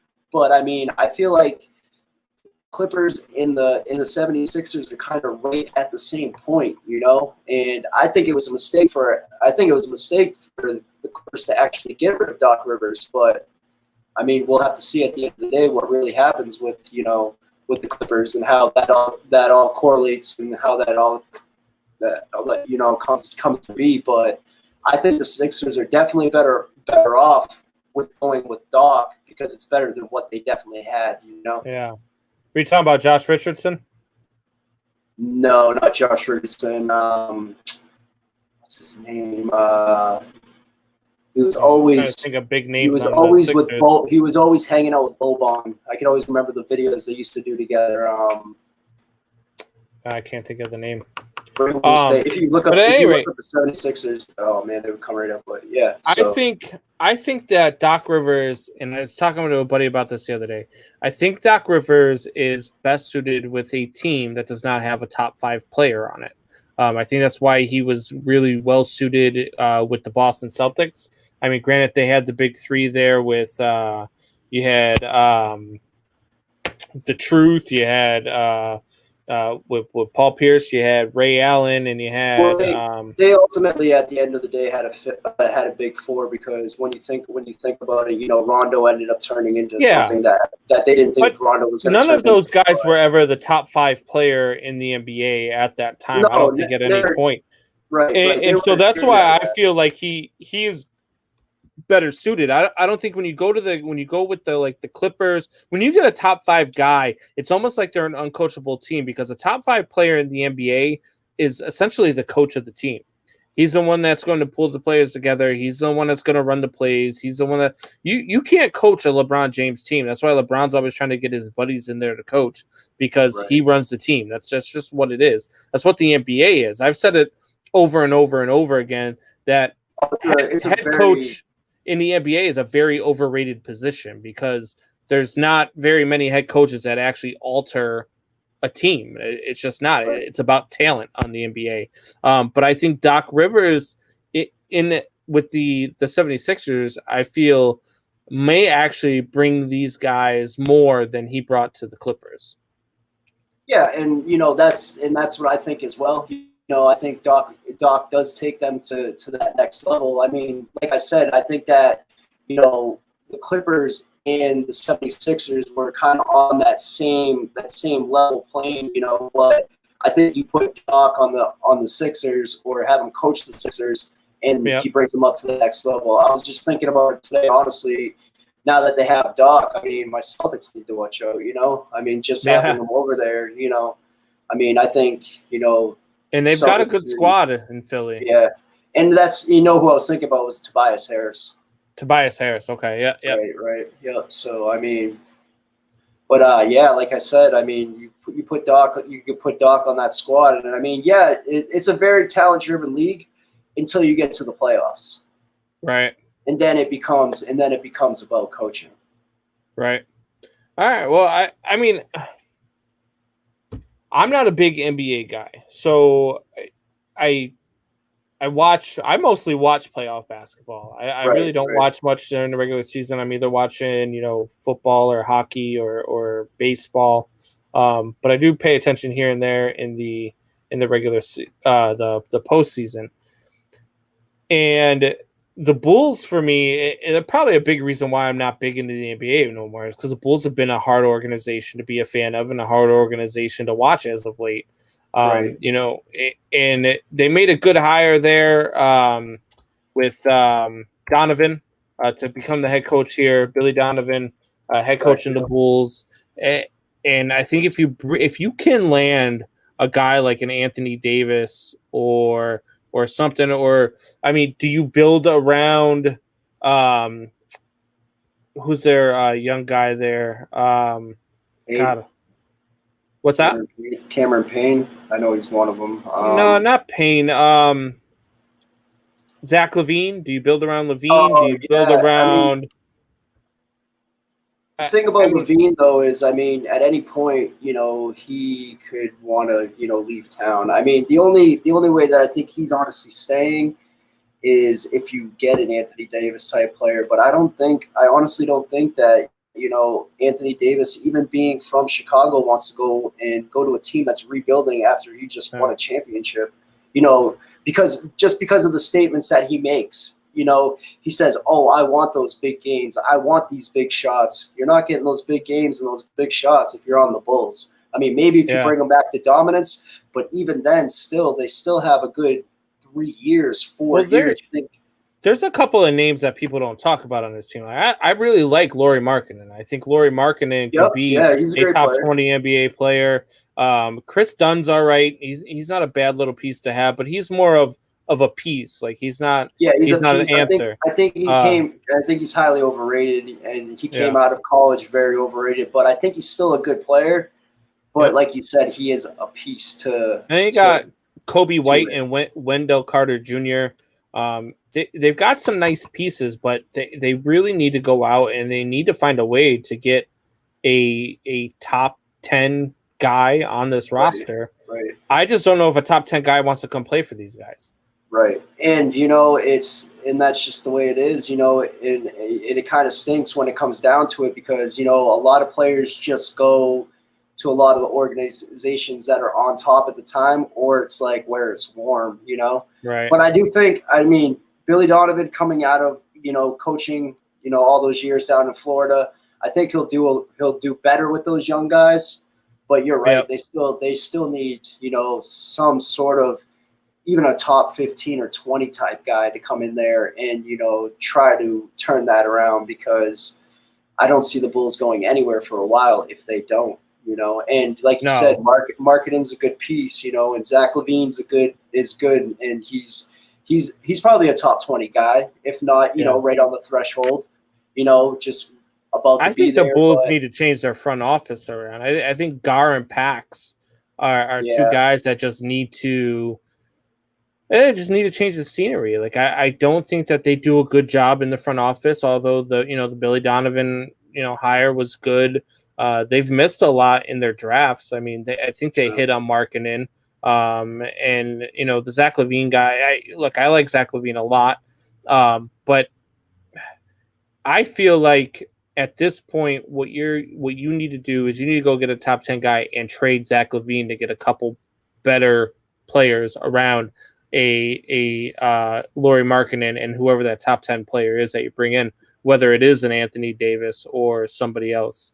I think Zach LaVine is the only piece that you can go where you can get enough something of back value in return. Yeah. For sure. I mean, that's really the only thing that I would want on the Bulls at this point. If I was sitting there as a GM and I was thinking, oh, what can I get for the Bulls for a trade? It'd probably be LaVine, and then LaVine and Markkanen. But I mean, I don't think you give up Markkanen if you're the Bulls. I think he's more than a piece. He could really help you out on a championship level, but you need to get another, like you said, another top 10 guy in there, or, two at least top 15, 20 guys, Yeah, no, absolutely.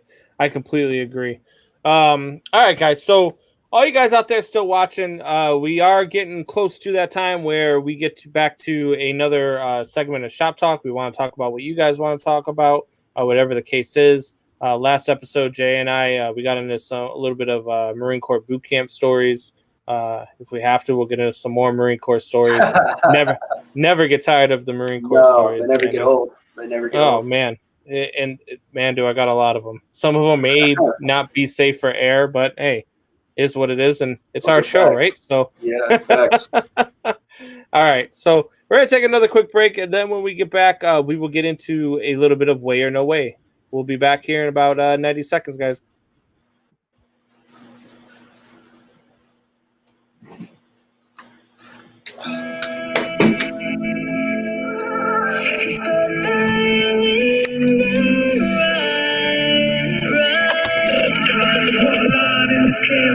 Time to take a stand, boy. You've been overlooked. I don't think you understand, boy. Souls overboard. I done played in front of grass, boy. Kill the shit, and still I end up leaving empty-handed, boy. Waiting patiently, now y'all gon' sit and wait your fucking turn. Rise up on these ashes like a fucking urn. Yep, I earn the shit, and you try taking it from me, and you gon' fucking learn the hard way. The Charles and Cosetti is the one to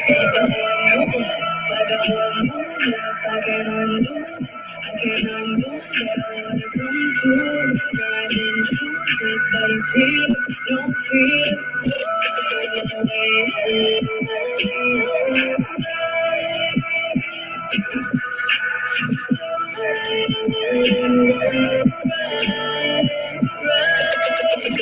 The nice guys finish last. That's the case, I'm tell the whole world to kiss my ass. Cause when I'm sexy's only time that I finish last. Got me sweating like we in the gym hitting the bags. But that's the wifey ain't ashamed to say I'm Christian, man. I'm really living, so miss me with your tradition, fam. Fucking put my faith up there and let them judge you. You think my lyrics bad? You should hear me when I pray. I ain't playing, I got one move left and I'ma execute it perfectly until the whole entire motherfucking world is heard of me.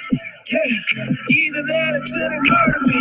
Cause quitting never fucking work for me.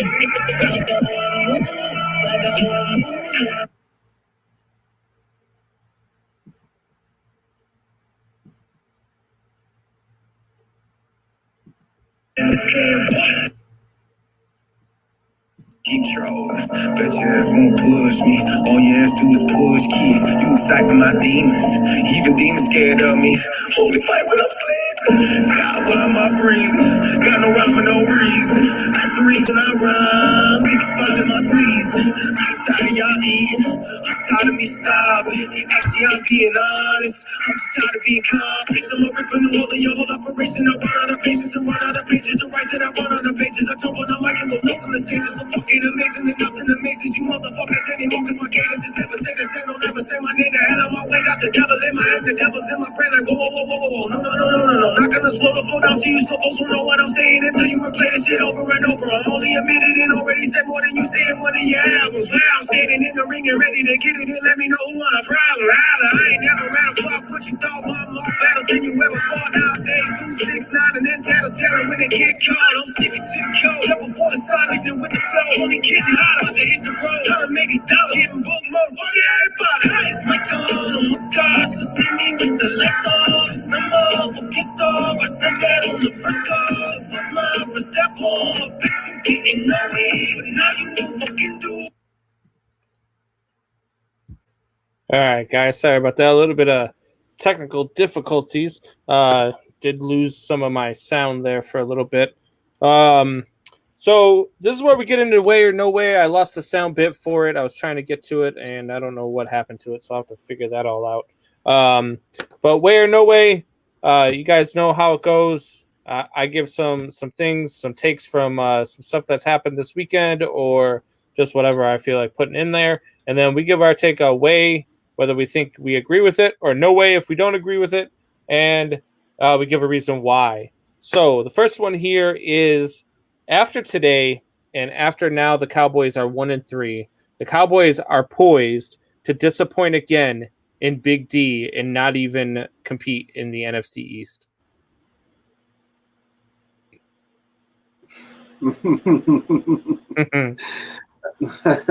It's kind of a toss-up. I mean, yeah, the Cowboys have that always, they could win or they could clip off a bunch of games in a row, and Dak could come out and throw 400 yards every couple, for the next 3, 4, 5 games, and then they go right back into the hole right where they started. That's kind of like what the Cowboys are about at this point. I mean,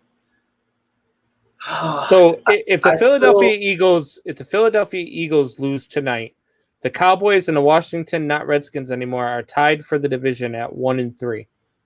Right. I'll have to go away then, because I think the Cowboys are still going to win that division, even as horrible as they're playing. Philly's playing even worse, and Washington is Washington. I mean, Dwayne Haskins looked all right a little bit today. I mean, but for the most part, I think they're already going to go away from him, as sad as that sounds, and I think they're at some point going to go with Alex Smith. I mean, and, so I'll have to go away, but kind of not that I want to, but it's kind of, I guess it's kind of by default, Yeah, absolutely. All right. Well, I'm going way there. Look, the Washington, not Redskins anymore, are not going to win more than 5 or 6 games. I think not. Dallas will win this division at 7-9 or 8-8. Correct. And the Eagles, they don't. I mean, they might escape here in San Francisco. San Francisco does not look good early. They just threw another intercept. They do not look good at all right now. So the Eagles may jump out, but if they don't, they're a 6-10 team too. So exactly. I think the Cowboys will end up winning this division. All right. Yeah, I mean, I think exactly. So staying in football, we talked about this a little bit. We talked about the New England Patriots and having to play, and they're only pushing it out 1 game, and they're not making the guys who were in contact with Cam Newton quarantine.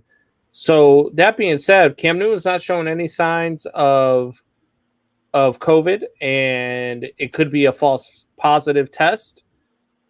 Cam Newton should be cleared to play tomorrow. Way, I believe so as well. I mean, if you're gonna if on one day you're gonna allow the rest of the players to play that have come in contact with Cam Newton, regardless of the fact if it's a false positive or not, or if he did test positive, and all those other people were around him. I mean, think about how many people the quarterback is around all week long. He's around the entire offense. Okay, so we're speaking about the entire offense. Not only that, he's around the offensive coaching staff. Yep. And then the offensive coaching staff is around the head coach. The head coach is around the defensive staff. Right. The defensive staff is around the defensive players. Yeah. So at the end of the day, like, what are you really doing? Like, what is the NFL really doing? They're saying that they care about their players and all they want is safety and but you're going to allow the rest of the team to go around other players that none of them have tested positive, to my knowledge. So you're going to let them go around other players that none of them have tested positive, but people or Cam has. But if you're going to let them ultimately the rest of them play, and they've been around Cam, then you should just let them play. Brandon Jr. says, do you personally think he will play? No, the NFL is not going to let him play. It has already been ruled out. Yeah. The NFL won't allow him to play, but I think it's crap. I mean, look, this is an absolute way Cam Newton should be allowed to play. If you're going to allow all the players that were around him to play, and you're going to say, oh, well, it could be a false positive. Okay, so then let the guy who tested for it go and play. Like, it's just, I don't know. I don't like it. I don't like the whole scenario. I don't like the way the NFL set it up, and I don't like the way they didn't have a plan for it. And so now if it is a false positive and, he doesn't have it, now you're taking Cam out of the game for a game that he could have played, in which ultimately at the end of the season could be a factor. And it clearly changes the outcome of the game, because with Cam Newton, they have a shot. Without Cam Newton, they have no shot. Right. And also, you got to think at the end of the day, too, it's an AFC game.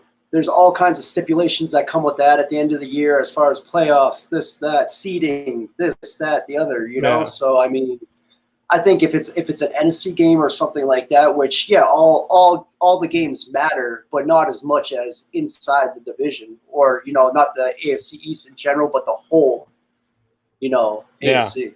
If it's false, how long till he plays? He plays next week if it's false. Even if it's positive, I think he plays next week. But that's just me. All right, so the next one here is that the winner of the Yanks and Rays is going to win the World Series, meaning that nobody in the National League has a chance against either one of these teams. Could you repeat that again? I'm sorry. The winner of the Yanks and Rays will win the World Series. No way. Because I think that if the Padres or the Dodgers come out of it, I think that they give them either team a run for their money, and they're not necessarily, the Yankees or the Rays are definitely not. Like, I don't see it as a shoo-in. I don't see them definitely winning. But I mean, is there the opportunity for them to win? Yes, there's the opportunity for either team to win, but I just don't see it, happening. Being a lock? Being a lock like the Lakers are at this point, For me, it's a lock. I think that if the Yanks find a way to beat the Rays, they're just going to be unstoppable, because this was a team that they could not beat during the regular season. It's going to push them up. Their offense is going to perform well. Their pitching staff is going to perform well. Garrett Cole, in order to beat the Rays, that's how they're going to have to play. Garrett Cole's going to have to pitch well. The offense is going to have to hit well. And if what I think is going to happen and the Rays win this series, that Rays pitching staff is just too deep. You get into the later and later you get into the playoffs, pitching always beats good hitting. And even though I really like the Padres, I just think that the Rays have too much pitching for you. I think that the Dodgers can't pitch with the Tampa Bay Rays either. I don't think any team in the National League can really pitch with the Tampa Bay Rays, and I definitely don't think that whoever wins between Houston and Oakland can compete with the Rays or the Yankees. So I think it's absolutely a way. So I'm going away there. The last one here, the NBA can start in January and get an 82-game season in.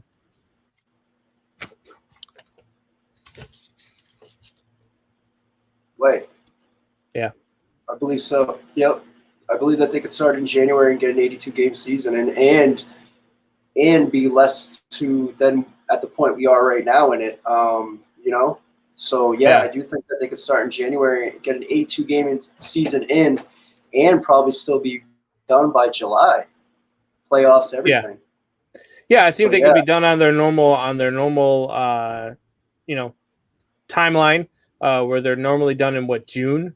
I think that you know there's just going to be less off days, but look, I mean, you guys are NBA professional athletes. There's no reason why you should need 4 or 5 days off in between games, you know, every week. It's ridiculous how long your season goes anyway. Especially in the NBA, once you get into playoffs, man, I don't know. Sometimes some of these teams get like 3 days off between games 2 and 3, and I'm just like, what the? Yeah, I'm like, what the hell is going on? Sometimes it's to the point where you're like, they should be playing, and then there's like another day that you're waiting for them to play. And then you get to the you know, the divisional rounds and that type of stuff that they do in the NBA, and sometimes you know an Eastern Conference final you know will start on Monday, but they're still in Game 5 of the Western Conference final. You know, they don't sync up their final their playoff series, and it becomes out of hand, and then you find yourself with 2 or 3 or 4 off days during a series, and that's insane to me. It's a little too much lull, you know, when it's like that, you know, like 4 days in between a game when the playoffs, that's a little bit too much. I think people, you know, teams lose their momentum over that time, and you know, it's a very sport that depends on, you know, momentum and stuff like that. But it's very much like baseball where, you know, it's not as physical as a per se hockey or, you know, a football in which, you know, that, and I mean, even the guys who play hockey, they play 2-3 games a week. So I don't see why, you know, basketball can't be the same thing, you know? I mean, for instance, I think they play like 2 during the regular season, they play 2 upwards of 3 games a week, you know, sometimes, but you know, that's like, oh, if you get a nationally televised game or, you know, you're the game of the week or, you know, something that to that effect. But like, look, man, I know guys that go down to the rec and play freaking 7 days a week. Exactly. Like, you know what I mean? So if you got guys like that who'll go, it's absolutely insane. And NBA players, I mean, they're out of all the sports, I think NBA players are the biggest prima donnas for sure. I mean, they like I don't understand sometimes. And some of these contracts that they give in the NBA, you've got, you know, players getting contracts just because they want to put money on the cap. Like I don't you get guys that are getting deals and you're like, he got paid what? Wait, he averaged 8 points a game and 4 rebounds. What are you giving him, you know, $19 million over the next 6 years for? That's what they do in the NBA. So I mean, it's very reminiscent of some of these baseball contracts as well, though. I mean, I mean, I think they're all very similar in that aspect when it comes to baseball and basketball. You know, I mean, for a long time, you know, baseball was the sport, and you know, they made all this money, and you know, they had money to give out these contracts, and now I think it's kind of, I think the best thing at this point baseball could do is get away from the 162 game season, you know, and whatever it may be, if you're going to take 20 games away, 40 games away, but I think what they had this year, if they expanded it by, you know, maybe 20, 30 games, you probably hit the target. All right, so let's get back into a little bit more shop talk here. And I mean, you brought it up, so let's talk about that there. So we talked about contracts and we talked about MLB, and I am in no way. So I'm a big advocate of, you know, the players are not overpaid. Professional athletes are not overpaid. I don't care what people say about it. They bring in what they get paid what they bring in revenue. You know, if you look at a average Major League Baseball team, an average Major League Baseball team makes somewhere in the area of about $1 to $2 billion a season. and the highest paid payroll is about 200 million. So if you're making, say you're the New York Yankees and you're making, $2 to $3 billion a season, and you're only paying 200 million in revenue, the players generate all of that revenue. The players make the money. We go in. I've never seen one person go into the stadium. I've never seen one person with a Theo Epstein Cubs jersey on. No, I've never seen. Yeah, yeah. You don't see anybody wearing the coach's jersey. You don't see anybody wearing the owner's jersey. The players are what generate the money. So for you to think that a player getting $20 million, the highest paid player. Let's take the highest paid player for instance. Let's take a Mike Trout, who's making on average about $34 million a year. Yep. So you're making $34 million, and you're the reason everybody's coming to that ballpark in Los Angeles. There's no other big names in Los Angeles. They signed Rendon this year, but there's no other big name that people are coming to when the Los Angeles Angels are playing. And you're generating, they generate, I believe it's 800 million in for the Angels. They're considered a lower market team because for whatever reason.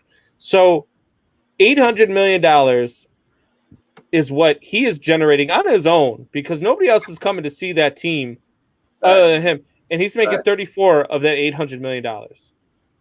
Like, if you're telling me that that's overpaid, then you just don't understand business. Right. You know what I mean? You got to take it into context. You got to take it into context and put it into your job. What do you do for a living? Like me, I'm a carpenter. So if I go and work for a carpentry business, if I'm working on my own, I'm charging people $65, $70 an hour for my labor. But I know if I go to work for somebody's business, I can't make that. I'm going to make 25, maybe 30, 35, depending on how much they want a carpenter. But that is significantly less than what you generate on your own. And I get it because there is a payroll and there is this and there is that they have to pay for. They have an overhead, but it's not to that extent. Like you're not. You're not making as a business. You're not making 10 times what you're paying me. That's not how it works. But and that's how it works in professional sports. So you also got to remember too that at the end of the day, they're not. They don't really care if Jay shows up on the job or if Combs shows up on the job. Trout's a different animal. If Trout's not in the lineup, people are pissed. Right. If Combs doesn't show up, I'm sure they're not gonna work, or they're not gonna turn. They're not gonna stop work that day. The house is still gonna get built. The deck is still gonna get built. Whatever is getting built is still gonna get built. And I'm just out of a job. Right. If Mike Trout decides not to show up for work, the Los Angeles Angels are in trouble. Exactly. Exactly. So I'm not a big proponent of players are overpaid or they don't deserve the money that they get. They absolutely do. It's business. It's what it is, and that's just how it works. So some of those people out there that are like, oh, they're overpaid and blah blah blah blah blah. Let's see. Junior chimes in. Who do you see winning the World Series? I just said I see whoever wins between Tampa and New York. I think is going to win the World Series. I'm rooting for the Padres. Yeah, I really am. I would love to see the Padres win it. I would definitely love to see them win it. Are they probably going to? Probably not, but TB3 means 3 titles in Tampa Bay. Oh no. Okay. Way. So Tampa Bay had the Lightning win the Stanley Cup. They've got the Tampa Bay Buccaneers, who are pretty good. And then they've got the Tampa Bay Rays. So I just said the Tampa Bay Rays could absolutely win the World Series. I think the winner of that Yankees-Tampa series. So that gives them 2 titles if Tampa Bay pulls it off. The Tampa Bay Bucks, I picked them to win a Super Bowl. So I did. Preseason, I picked them to be the number 1 seed in the NFC, and I picked them to go all the way to the Super Bowl, and I have them beating Baltimore in the Super Bowl. I feel like it's a great possibility. Could it happen? Yeah. It could happen. I don't foresee it happening because I think Tampa's going to go or the Bucks are going to go pretty far this year, but I don't think they're going to win it this year. I think Seattle is going to give them a run for their money when it comes down to it. Seattle's absolutely a team. I could see Seattle winning it all too, and would be shocked. Right. And then, I mean, you can't really count out Green Bay at this point, the way that they're playing. Yeah. If Mike Evans is down next week, because he did twist his ankle a little bit this week, and he was playing on a hobbled ankle. I mean, if he goes down, and then they got Godwin down, and now right before we came on, I heard that OJ Howard ruptured his Achilles, so he's out for the season. But I mean, they got depth at the tight end position, so I mean, they don't really need to worry about that per se. But I mean, yeah, Howard, he really likes Brate too. Brate's been hauling in touchdowns so far in the season. Yep. So yeah, I wouldn't be surprised if Tampa does it. I wouldn't be surprised if Seattle does it. I think that those are your two teams out of the NFC, though. Brandon Jr. says, "What are your favorite in-person sports memories?" Man, I've got a lot. Do you go to a lot of games? You go to a lot of events? A lot of Patriots games, not a lot of the other teams per se. But we did for a few years have some season tickets and stuff like that. So we used to go a lot, but within the last couple of years, we haven't really been to a whole lot of games. But I mean, going to Foxborough and sitting out in the cold and throwing snow up in the air and throwing snowballs at people is always fun. Just sitting out in the parking lot and having a few brews and always good times. Always good times there. I mean, I haven't really seen too many memorable sporting, anything sporting or sporting events, where records have been set or home runs or anything to that factor, but I mean, just the regular sports memories, I guess. I mean, I've seen most of it just, TV. Yeah. So I've gone to a lot. I go every chance that I can. I'm really disappointed. So I just moved back to Chicago since first time since 1999. I've actually lived back home.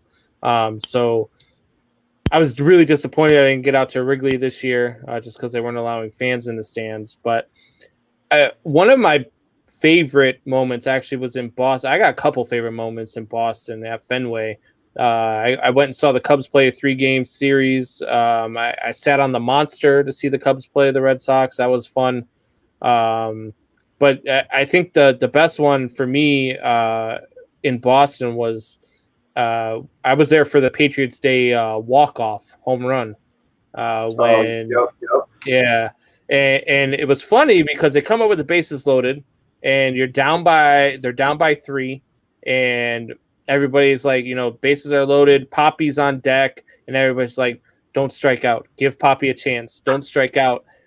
And then he goes yard, and Poppy's on deck, and it was crazy. And man, it was just a fun environment. Boston fans are fun to be around because they're just like Chicago fans. They're diehard fans, and they really love their teams. They're just annoying about it sometimes. But yeah, no, so that's one. Another big moment. I was at Kerry Wood's 20 strikeout game in 1998. So that was a fun one to be at, watching Kerry. I mean, he was just dominant that day against the Astros. Yeah, I even remember that game. Yeah. And he then was very dominant that game.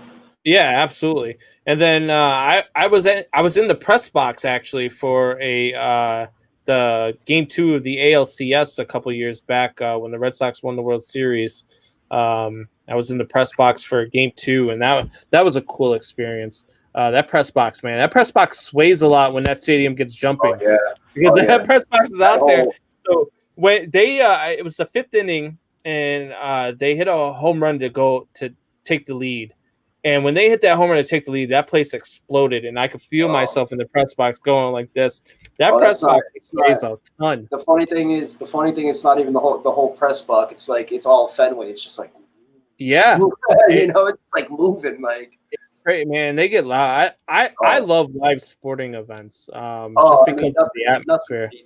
Nothing beats being there and just the atmosphere and the euphoria and nothing. You get there early. You can smell the grass and just nothing beats it. I mean, I I love watching live baseball. I mean, I don't Yeah. really like watching it on TV and stuff like that. But when you're actually at the game, enjoying a few beers around a bunch of people that know the game, and it's not just like they're, bandwagon fans and, they're only there because, the Red Sox are good this year, and stuff like that. It's like the fan base up here is really knowledgeable. They're really diehards for, diehard fans. And, it's just, yeah, maybe we can be a little bit overboard and we're, a little bit too braggadocious, if you will. But, Yeah. Yeah. I was there in, God, I believe it was 98 or 99. I can't remember the year. But when the Chicago Wolves won the AHL, the Calder Cup, it was back then.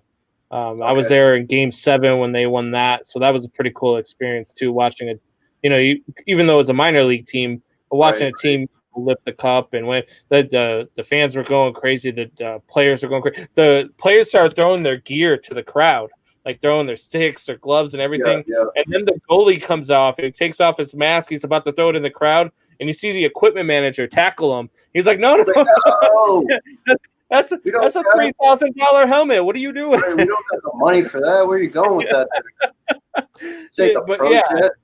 Yeah. So I've got a lot of memorable, sports memories. I've been to a lot of events, WWE events, all sorts of stuff. So I got a lot of them, but those are some of my favorites. Are you a movie guy? You get into sports movies? I'm a big movie guy. Sports movies, I watch them. Yeah, don't get me wrong, but not really my forte. But I do watch them. Yeah. So I'm a big proponent that the Sandlot is the greatest sports movie of all time. The greatest sports movie of all time? Yeah. The Sandlot. I don't know. Yeah, it's up there. I like it because it brings you back, and it stands the test of time. Like I show my kids the Sandlot. The kids love the Sandlot. I'll show my grandkids the Sandlot, and I'm sure that they'll love it too. Of course. Yeah. And the Sandlot is one of those movies that it brings you back to the beauty of the game. Like it brings you back to when you're with your friends growing up. Yeah, and you're just picking teams, and I got this guy, I got that guy. So for me, I've always loved the Sandlot as a great sports movie. I feel like one of the most overrated sports movies of all time is probably God, I can't think of the name of it right now. It's a football movie there with Rudy. No, not Rudy. Remember the Titans? You Remember the Titans? Yes. I feel like that's a very overrated movie. It's a good movie, don't get me wrong. But I feel like people hype it up to be something that it's like I also think insane. That Rudy also falls in that category as well. I don't think that Rudy is as great as people like to say it is, as far as being a sports movie.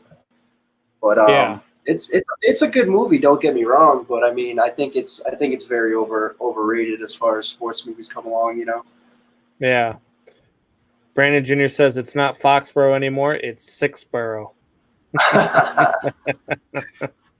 My son is a diehard Patriots fan, man. This kid. And he's not wrong. It's about to be Sevenborough within the next couple of years for sure. Oh, man. Yikes. I can't. You know what I can't wait for in New England is I can't wait for you guys to have that next 2-14 season. Right. And it would have been very possible this year if we didn't go out and get Cam. But I think Cam is good for another 4 years, and I think if you lock him up, and I don't know what you're gonna have to pay for him. You don't obviously sell the house for him or anything, but you give him a decent contract where you can get some good players to put around him, and who's to say that? Which I kind of heard was a rumor, but who's to say that they don't get a Julio Jones or they don't go get a Odell Beckham or something like that, and you put some receivers around Cam, and before you know it, the Patriots might be a very potent team. And then you got to remember all the guys that are sitting out this year due to COVID. They have like 9 guys that are just sitting out due to COVID this year. They've got a really solid defense there, a really solid and really young defense too. And they are really good. I said I can't wait for the next 2-14 season. Junior says I can. So All right, so let's see here. Not getting too much interaction with the shop talk other than Brandon Jr. here. Where were you stationed? I've been a lot of places. North Carolina. Where were you stationed when you were in the States? In the States, North Carolina, Camp Lejeune. Camp Lejeune. All right. So I was on Camp Lejeune for 2 years. I was on Pendleton for 2 years. Pendleton was crazy, man. Pendleton was crazy because Tijuana was so close.